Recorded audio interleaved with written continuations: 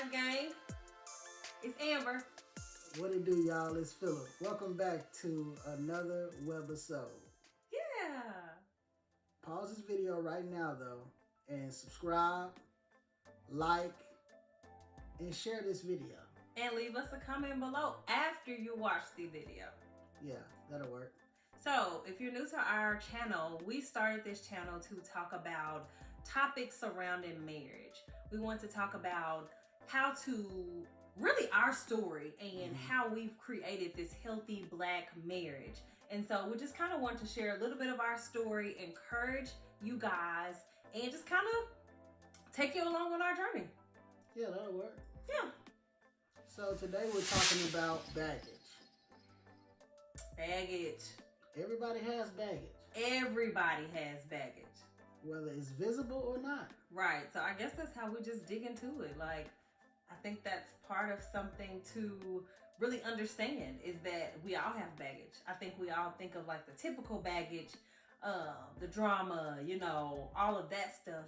And we don't look at the other baggage that we can't see that we carry. Mm-hmm. Like, I think that was our deal in the beginning. Like, Philip had so much baggage that you could see. Yeah. And for a minute, I was just like, dude got all this baggage. But before you get into all of that, though. Okay. Let's define what baggage is. Right. Because some people think that when they hear baggage, they automatically think something negative. 100%. Or they think of something, like you said, drama. Mm-hmm. They automatically go to the left. Right. Let's define baggage real quick. Okay, so I would define baggage as just anything from your past that you are bringing with you. Mm-hmm. Anything, not just anything that you are bringing with you, but anything that you are bringing with you that your partner now has to face, or that your partner is now a part of. Yeah. So that's what I would call baggage. So not all baggage is bad. Right. But right. if I have to be a part of it, you have to be a part of it, it's baggage because you brought something to me that I didn't have at first. Absolutely. And now that we're together, now we both have to deal with this together. Right. So, I think that's why I wanted to kind of start there so we can have a clear understanding on what we're about to talk about. Right. Because I didn't want people to hear that word baggage and think this is going to be a messy episode. Right, because y'all ain't getting no tea. No. We don't even do stuff like that. Yeah. But yeah, I'm glad you defined that. So now we can move forward into what we're going to talk about. So right. So then we all have baggage, especially from that definition. Like, we all carry something from our past. Mm-hmm. There is a lot of negative baggage that we do bring in relationships as well. Mm-hmm. And like I was saying, you had so much baggage and we could see your baggage. Yeah. But we couldn't really see my baggage. And not only that, I didn't realize at the time that I had a lot of baggage as well. Mm-hmm. So going into our relationship, I just was like, okay, we have a lot of baggage for Philip that we need to unpack and work through and, whatever we need to do with it. Mm-hmm. It wasn't until we got like deeper into our relationship and kind of really closer to marriage that I was like, oh girl, honey, you have baggage too. Oh yeah, for sure. Everybody has it. Right. Whether they know it or not. So that was really eye-opening for me. And it was so eye-opening because I was so judgy. And I can admit that. Like, I was super judgy of just the baggage that Philip brought along. And then when I realized that I had baggage that we had to deal with and work through too, I was like, yeah, you got real quiet then. Right. That's like, what you get. Yeah. You're like, I can't do all that talking. Now that my baggage is different, but I still got it. Right. So let's talk about some of the baggage that you can see from me, which obviously my child. Right. I had a kid in college, and by the time me and Amber got serious, he was about 4 at the time. Mm-hmm. So 4 or 5, I should say. So now that I have a child and I'm in a serious relationship with you, like how did you start to deal with it? How did you start to embrace that, or however that came along in the very, very beginning? So let me say this, and I already know what you're going to say when I say this, but I'm going to say it anyway. I did not date guys who had kids. It was a no for me, an automatic no. Like, I remember at one point in college, you feeling yourself, you're young. Like, a guy would, like, come up to me, and I would be like, do you have kids? Mm-hmm. And if he said yes, I can't even tell you my name. Because at this point, you don't need to know it because I don't need to know yours. Like, that's how serious I was about not dating a guy with a kid. But me and Philip knew each other in high school, so I knew him before he had a child. Mm-hmm. And I just knew the type of person he was. And, I mean, we started as friends. Right. And so that's really what kind of let my guard down. And I saw how he was as a father a little bit. And so I was okay with it. Yeah. And I went in like, I know he has a child. Like, I'm okay with this right now. Yeah, so me having a kid wasn't a deal breaker because we were already friends. We were familiar with one another. Right. You saw how I was as a father a right. little bit, just kind of from the outside right. looking in. But, so, I got a pass. You did. You got a pass. So that's something that I always knew. Yeah. So as we got deeper, it wasn't like this surprise or anything like that. Mm-hmm. So I think it was easier for me to kind of maneuver in that just basic level. Yeah. Because I knew that off top and I willingly signed up for this and not, it was surprise. Right. Or now, now we in a relationship and by the way, I got a kid. Right. I knew that from day one. Yeah, absolutely. So that made the initial part of it easier. But, I mean, it still was something different because you had a child, so you had different priorities. You had a different perspective on things. And I didn't. And I was young. And I was living my best single and kid-free life. Mm-hmm. So it definitely took, a lot for us to get to a point to where we worked through that. Because having a child, whether you want to, face it or not, is not just a child. That child, especially when you're not with the mother or father, you gotta deal with that too. You gotta deal with that too. And that's a whole different story, regardless of how smooth the relationship is or not. That's still extra baggage that you have to deal with. 100%. And now I'm a part of. I gotta do stuff on the weekends and go to kids stuff, and I can't watch certain shows and, listen to certain stuff in the car. And that's just a basic level of just things that I had to get adjusted to. Yeah. And as we got deeper into our relationship, it was no, this is not just your boyfriend has a kid. Y'all in love and y'all are talking about marriage and now, being engaged. You're about to have a child too. Yeah. This is not just his kid anymore. This y'all kid. Yeah, before you were even pregnant. So, right. So having that transition going from you being just now my girlfriend to now you are my fiance. Now you're my wife. All within about a year span. Right. That was kind of fast. It was. As far as your titles changing. But our relationship wasn't fast because we had been, off and on for years. Mm-hmm. But just that transition going from girlfriend to fiance to married wife, that was a lot. It was a lot. That was a whole lot. It was intense. I know. But I was there. We worked through it. For sure. Yeah, so that was the first piece of baggage that you really had. And that's a big piece of baggage. Yeah. And so I think that's why it was so easy for me to be so judgy because there was such a huge piece of baggage for you that I didn't have. So that's why it was a little easier to appear like I don't really have any baggage because we were so focused on you and what you had. And the only experience that you had kind of like that was kind of when you grew up, kind of going from your dad's house on the weekend. Oh yeah, to, not with your mom. That's so you knew that aspect, but and I understood that aspect of it. Yeah, you understood that aspect, but now as far as now you're on the other side of the table. Now you're the mom. Right. Of now a child that's not yours coming over on the weekend or whatever the case may be. Now you're having to get adjusted as being the parent on that side instead of being the child on that side when you were kind of growing up. And for a while, it was being the parent and not having experience in being a parent. So you were learning at the same time too. It was an adjustment. Oh, for sure. We went through a lot of things. Yeah. A whole bunch of things. Yeah. But it was something that we always knew that we were going through. It was something like it wasn't a make or break for our relationship. For us, it was just something that we were going to work through together. So even like the sticky parts of it, we were just going to work through those together. Yeah, because we knew at the end of the day that we were still going to be right, together. Right. So this wasn't going to be something that if it got tough, which it did. It definitely did. It wasn't going to break us. Right. And that's one thing that I really love just about our relationship. I think really because we had that friendship foundation from jump, that's another reason why it was just okay, well, we're going to figure it out and we're going to figure it out together. Now, it wasn't always easy, but one thing that we knew without a shadow of a doubt is that we were going to figure it out together. Sure. Yeah. I remember like the very first summer that you had him for 3 weeks and then a 2-week break and then you came back for 3 weeks. Mm-hmm. That first 3 weeks was rough for you, girl.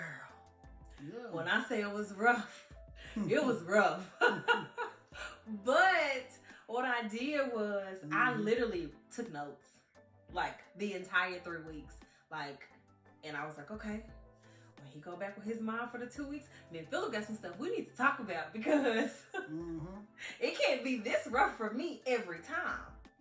And so after that, we talked about it, and I think that you were really receptive to like the things I had to say. I was really receptive to the things you had to say. And so that next set of 3 weeks, we were really able to kind of move a little better and be a little more on one accord. But that was the first time that we together had him for so long in our relationship. Yeah, because at that time, it was just a couple of days and he was gone. Right, the weekend or a break, or a break or something like that. But this was the first time that he was there for almost a month. Right. So, trying to figure out, what your role was in that, like your boundaries in parenting and all of that. Right. That was definitely an adjustment to kind of figure that out. And it was tough. It was tough. But we got through it and we worked through it. Definitely. So what else? Let's talk about your baggage. Okay. What baggage? You know you got baggage. Shoot, we talk about some what baggage. Shoot, you know you got baggage. Okay, I think that probably the biggest piece of baggage that I brought into our relationship was financial baggage. Oh, yeah. I think that was the biggest piece. Yeah, man. Student loan debt. That's tough. It is, and I think it was just kind of an eye-opening moment. Like, we're about to get married, so it's like, this is not just my student loan debt anymore. This is not our debt. And so that was a really big piece of baggage that you don't really think about on the surface as baggage. No, not at all. But it is. But that's one of those things that are the invisible baggage that we were talking about. Right. Like, you can't see that stuff, but that stuff still affects me. Right. When we come, as one. Right. And speaking of baggage, like we've talked about in another episode, just how we handle money. If you haven't watched it, go back and watch it. But the way me and Philip handled money was so different. And just the way we were brought up into our relationship with money was so different. And Philip was way better with his money than I was. So coming into a relationship, a marriage, where the way you spend money and the way I spend money and just the way we see money, that was a lot. And I feel like that was even baggage because it's like you were taught this way, but I was taught this way that really wasn't that healthy. Yeah. And now it's like we have to work through this. We have to figure this out because we can't do what you've been doing. No, not at all. Because it's spin. That ain't gonna work. Right. Like, we gotta put a lid on this thing because we already not getting paid that much. Right. And now, we living check to check. We're living like week to week. Right.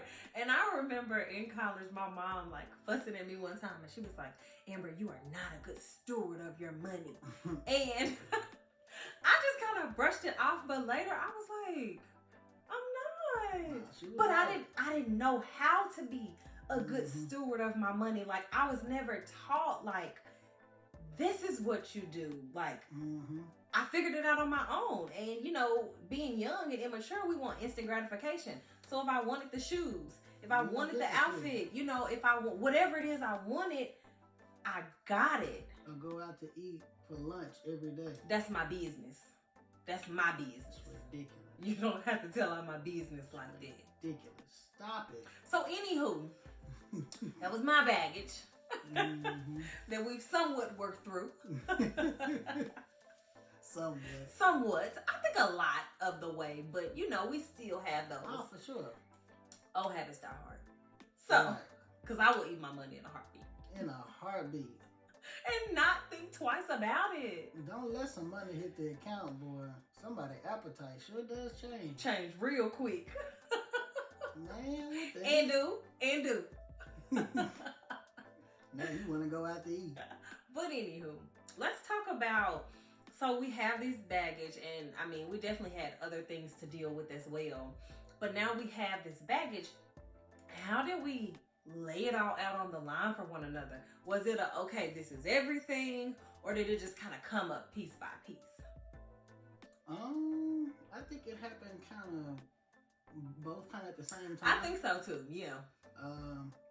Because that's one of the things that we kind of put everything out there in the very beginning, even before we got married, just putting stuff out there. But as we put stuff out there, stuff start to unfold as well. Right.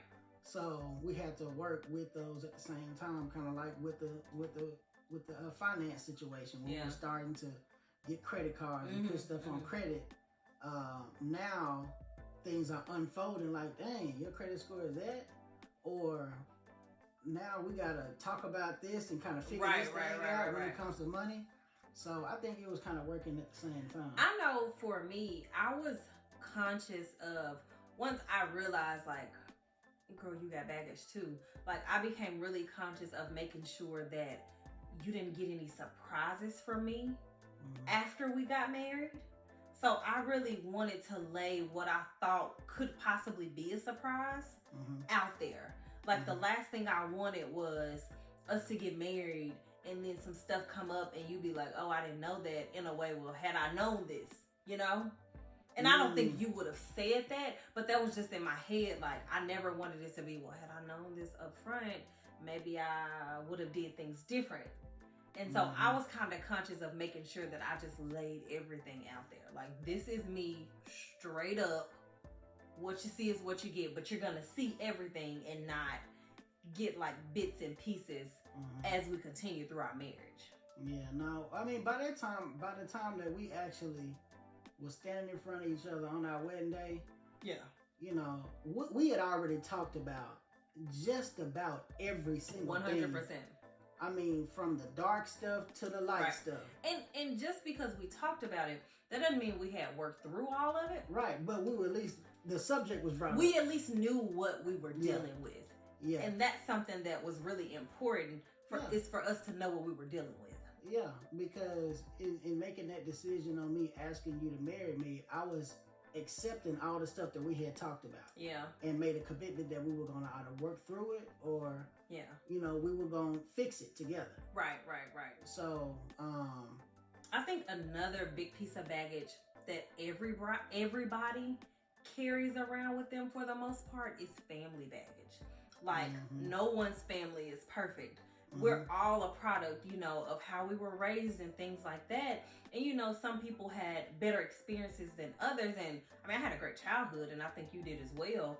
But we have baggage from that. Like, and we carried that in because now your family is mine and my family is yours. And it's like, it's a lot of shit right there. Yeah, for sure. Like, you were raised a certain way and I was raised a certain way. Right. So now we have to figure out how to live together, how we're going to raise our children. But also how we're going to deal with this family. Because the way you deal with your family and the way I deal with my family, it's completely different. It's two totally different things. And if you can see our personalities, like if you've been following along, like on our YouTube or on our Instagram, like you see how different our personalities are. So imagine this personality and that personality and having family pretty much like me and like him.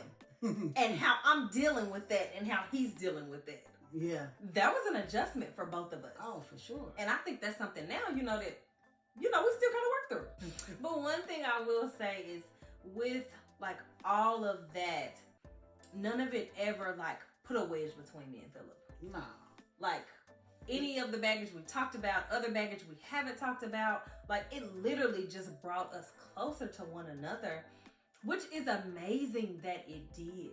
Yeah, some baggage was intentionally brought to us to try to take us down. Yeah.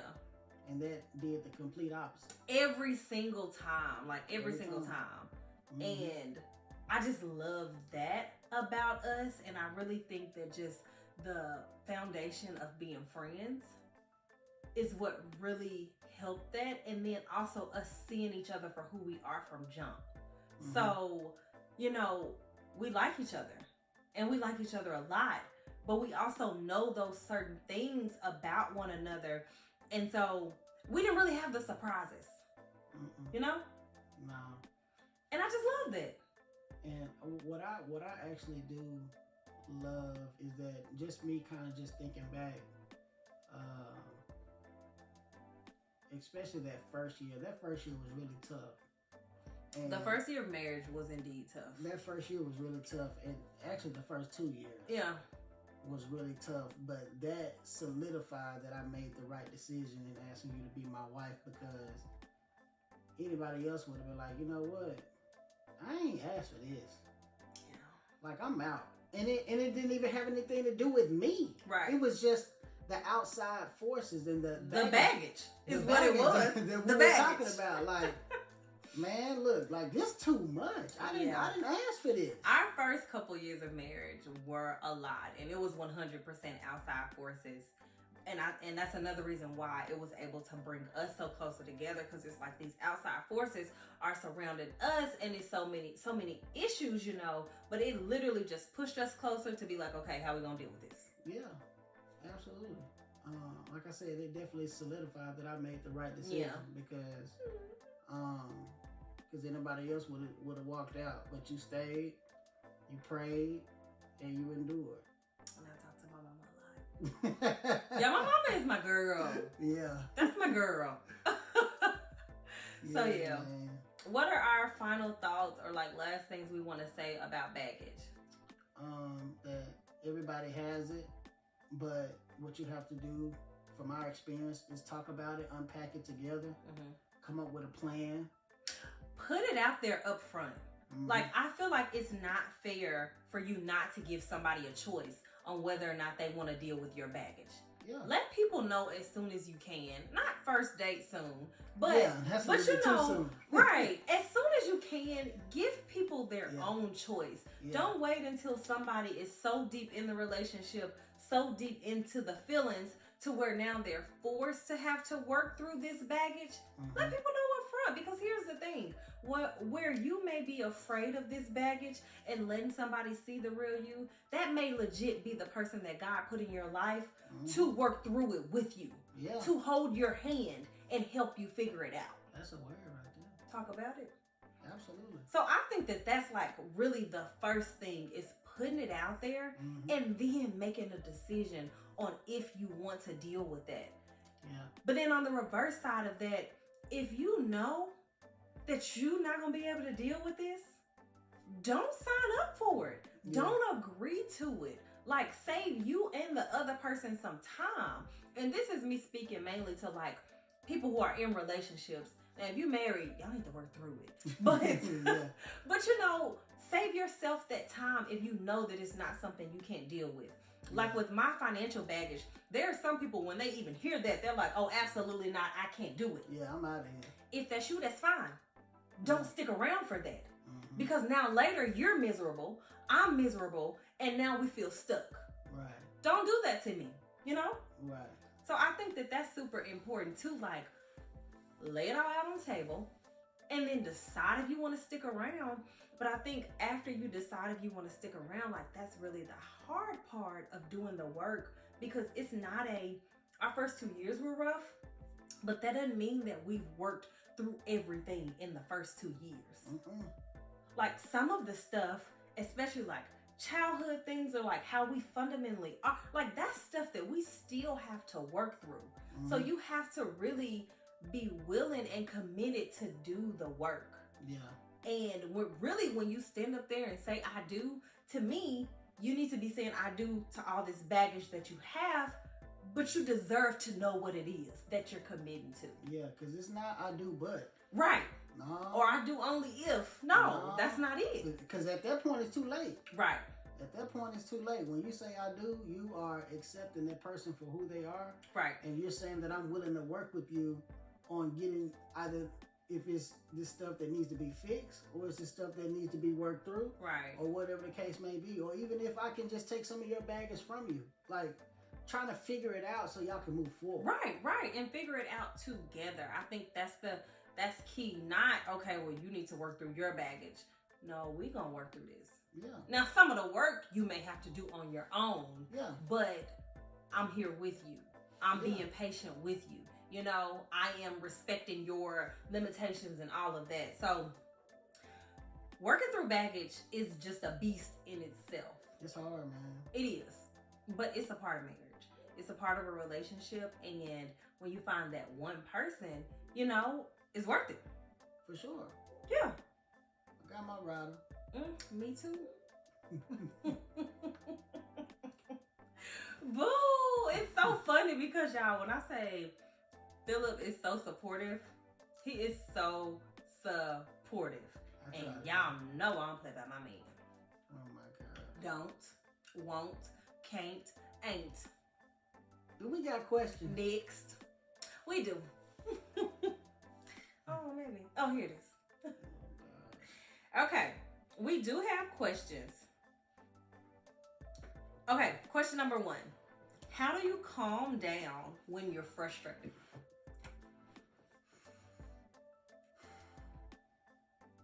Walk away. Come back to it later. That's it. Be silent. That's what you do? Or you no, telling me that's what I do? That's part of your walk away, being silent. Yeah. I just don't. I just leave it and walk away because I ain't got time to deal with it right now. Yeah. That's you. Yeah. If I can, I take a bath when I get frustrated. I just need to calm down and think. So I take a bath. You take a bath when you're frustrated. Yes. And when I'm frustrated, I'm super frustrated. But for me, I just need a moment of silence so I can think. Because if I'm frustrated, a whole bunch of things have happened to make me frustrated. So I need to think about it so I can order my steps. I got you. Yeah. Okay. Question 2. What makes you laugh the most? Oh, it's kind of general, but...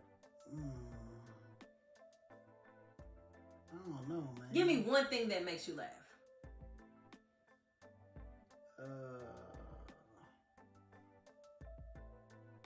Probably watching somebody fall.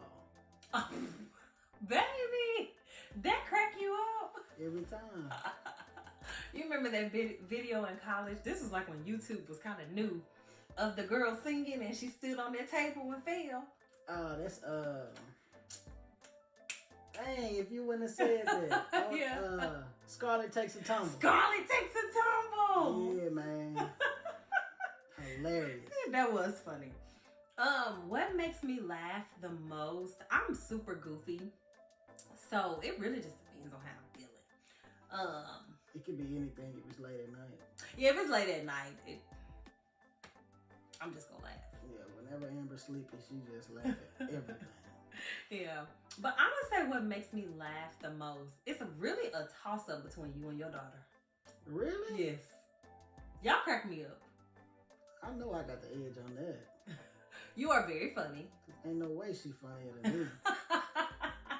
That little girl is funny. I give her a run for her money. Y'all give each other a run for y'all money. Man. Especially when she upset, she get real funny then. She gets so funny. Not again. No.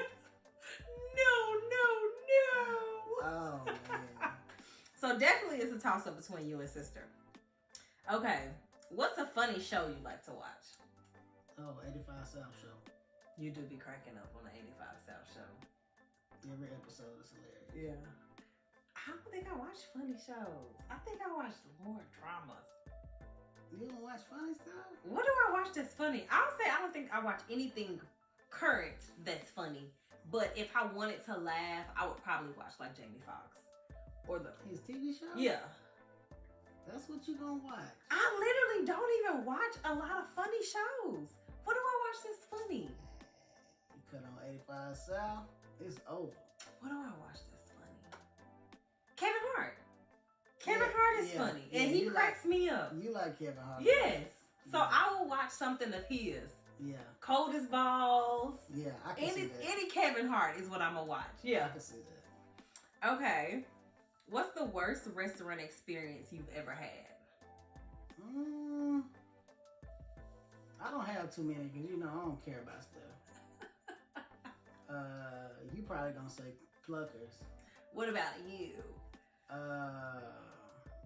Oh shoot, I don't really have it because I don't care about much. Like, even if they give me the wrong thing, I don't care. I'm gonna eat it anyway. So that was my follow-up question because I knew you would say that. How do you handle being sent the wrong order? Man, look, when it comes to my food, I don't play by my food. So if the waiter or the waitress gives me either the wrong order or something that I didn't ask for it to be on and they put it on there anyway, I'm just gonna simply take it off. If you give me a hamburger and it has onions on it, I'm just gonna simply take it off. Like, you can give Philip a hamburger and he asks for tacos. I'm gonna eat them tacos. I'm gonna eat whatever you put in front of me. Cause I'm not finna send nothing back. You don't know what type of day the cook had. You don't know what type of day the waiter or the waitress had. But here's the thing. You don't have to be rude to send something back. You still don't know what type of day they had. But you could be the nicest person. And then they didn't had an issue in their relationship. Now they didn't kick your stuff on the floor. Or they didn't coughed on it. Or they didn't lick the bun on your burger. You don't have a clue. You don't know what type of day they had when they bring you the first food. The first order. Now that's true too. However, I'm not sending nothing back. Philip will not. If them fries can be cold, thank you. I'm gonna eat them. Thank you. I spend a lot of money on food, but I need to get my money's worth. Nah, man. I'm sending it back. Never. I'm sending it back. Never. And not rudely, but I just need what I'm paying for. Like, no thank you. I just need what I'm paying for. No thank you. Well, we go through this all the time. All the time. I know I've had a more worse experience than Pluckers, but that's just kind of fresh on my mind. Current. So I'm gonna tell y'all about Pluckers real quick. Or about that time at the tavern, but I can't really remember what happened. Yeah. That was a long time ago. We're gonna talk about Pluckers. Ooh. I'll never go to Pluckers again, ever in life. So, one thing I don't like my food to be messed up, but more than that, I don't like my drinks to be messed up. If you give me a bad drink, you got a problem. And if you give me a bad drink, I'm going to talk about it. Now, I will eat food that isn't my favorite, but if it's like downright disgusting, I'll send that back. Or if I ask for fries and you gave me corn, I'm gonna say, hey, I asked for fries and not corn. Or hey, I wanted the salad without the olives on it. Like, I'll do those things, but that doesn't mean I had a horrible experience. When you mess up my drink and you don't fix it, we got a problem. Pluckers. Oh my God. I order a drink, their little specialty drink. And so they send me the drink. I was thirsty, so I attributed the first drink to me being thirsty. I guzzled it down. It tasted delicious, like a nice sweet beverage.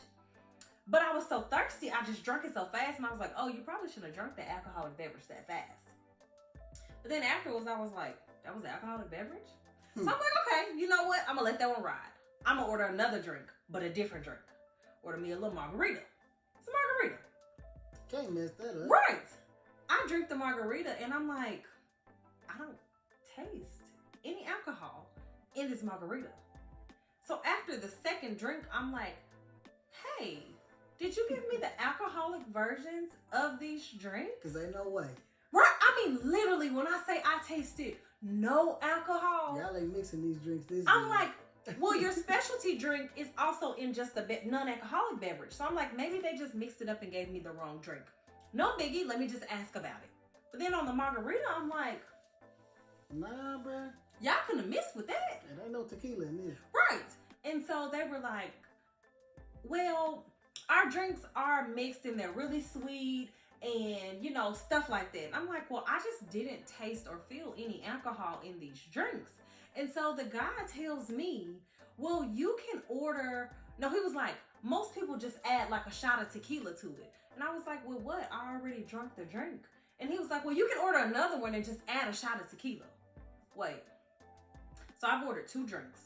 You want me to order a third drink and order a shot of tequila when I told you drink 1 and drink 2 were trash. So I'm like, no.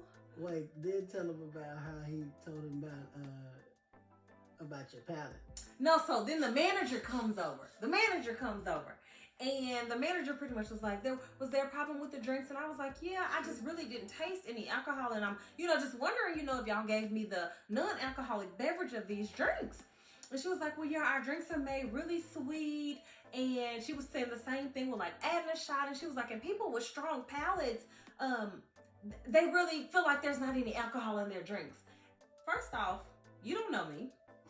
You don't know anything about me or my palate or my drinking history to say that I have a strong palate. And the first time she said I let it slide. But then the second time she said, I was like, absolutely not. You know nothing about my palate to tell me that. The drinks are trash. And I'm telling you the drinks are trash. It has nothing to do with how much alcohol I drink any other time that you know nothing about. So at this point, I'm set the F off. And so she's talking, and at this point, I have just moved on in my head. So I have moved on. I am no longer responding. And really, it was the best thing for me and for her. Because if I continue to engage with her, I was going to set that thing out. So I was just like, I'm going to just move on over here. And they kept coming to our table. Like, kept trying to here's the thing. And this was Philip the entire time. Philip said nothing. I don't care, because I don't drink, and I got my wings. I have my little fruity drink, my little fruit punch or whatever I had. I had a fruit punch too. Well, yeah, you had the fruit punch too. Anytime that I get like this with somebody, Philip is always like, better them than me. And he just be like, I'm staying out of it. She ain't fussing at me, she fussing at y'all. But it was just so annoying because they kept coming back to our table too. They knew that was wrong. But that's the thing, one thing that I've learned is when somebody's wrong, I let them sit in that wrong. I'm not going to make you feel better about being wrong. What they wanted me to say was, it's okay, it's no big deal, but I'm not giving you that because you're wrong. So you either need to amend this wrong, or you need to sit in it. There's plenty of ways they could have fixed it. They could have she could have comped the drinks. She could have said, I'll go make you the drinks. She could have did anything, but they chose to do none of that. And no, I'm not giving you the satisfaction of saying, don't worry about it. No, I'm no longer talking to you. They had the audacity to double down and say, you can order more. Right. The first 2 were trash. Why would I order more? Who does that? So it was an experience, and I do not play about what I spend my money on. I don't play about it, especially my food and my drinks. So pluckers, never. Thumbs down. Do not recommend. Straight on that. But yeah. Is that all the questions you had? Mm-hmm. Oh, okay, cool. So that's it, guys. Don't forget to subscribe to this channel. Let us know about your experiences with baggage and eating at horrible restaurants in the comments. Give this video a thumbs up. All that good stuff. Yeah, we appreciate all the love and support y'all show us. We definitely do. Y'all been showing out. Follow us on Instagram at Black Love Faux Life. That's right. We appreciate that, man. All right, Faux Life gang. Peace out. Out.